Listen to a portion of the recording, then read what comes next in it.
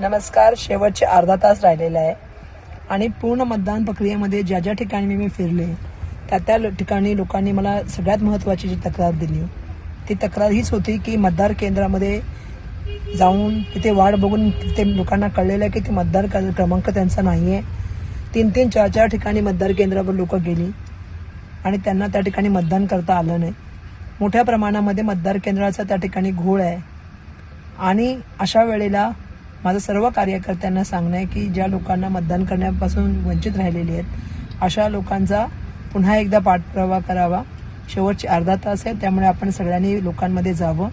काँग्रेस, त्या ठिकाणी वंचित आघाडीचे सगळे कार्यकर्ते, रासपा आणि रिपब्लिकन पार्टी ऑफ गवई गटाच्या सगळ्या कार्यकर्त्यांना माझं नम्र आव्हान आहे की आपण त्या ठिकाणी लोकांना जाऊन भेटावं आणि ज्यांची मतदान झाले नसतील त्यांना मतदान केंद्रावरती बाहेर येऊन मतदान करण्यासाठी त्यांना मदत करावी.